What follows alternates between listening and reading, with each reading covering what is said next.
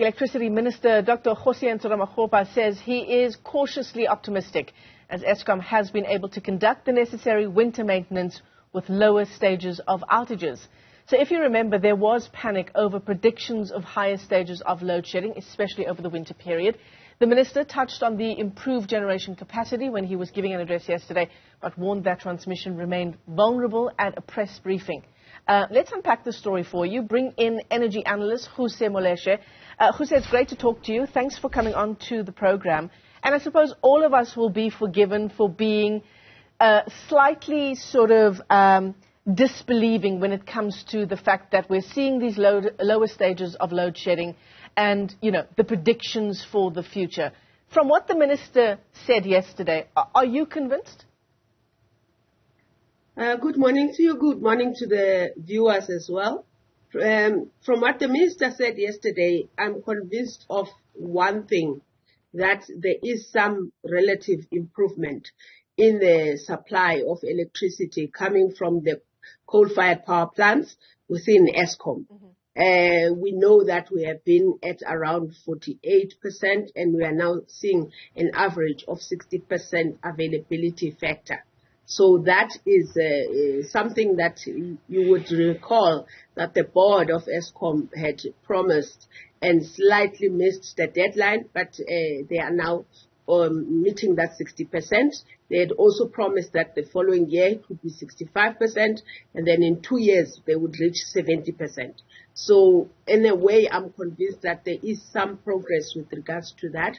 However, in terms of the total system, the demand that was expected in winter, which would be around 34 megawatts, has been relatively lower than expected, around 31 on average. So that has also contributed. The minister attributes it to the demand-side management interventions, but I think it does have to do with the relatively better winter conditions, if you like, that we are seeing. There's also some performance from the wind energy projects because of the weather that we've seen some improvement, contribution from that.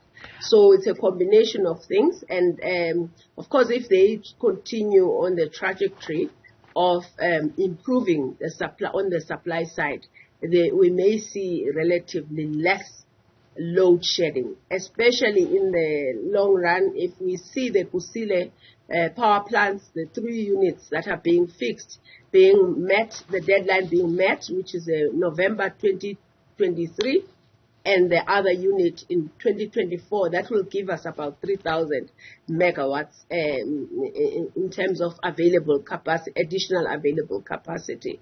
And Medupi Unit 4, which is expected in 2024, I think December, will also improve the system. So if they continue in the way that they are doing and we get that additional capacity, we will see a marked improvement.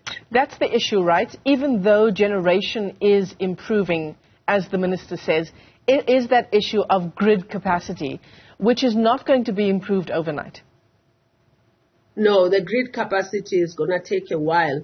In terms of the transmission development plan, the plans are there. He's correct that technically Eskom has done the work, has done the work in terms of what's required, but there is capital that is required to finance that, and also, I mean, it takes a long time to go through to get servitudes and things like that.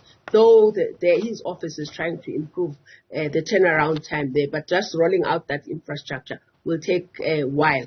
They also still have to come up with a financing model for that, which they are saying they're going to the market, potentially looking at private sector players to set that up, and to get that finance will take a while as well. Yeah. On the issue of, you know, the billions that will now be needed to increase grid capacity, we are also, Ruse, spending billions more on diesel to try and keep the lights on. How is that fitting into the picture that the minister painted yesterday, our spend on diesel?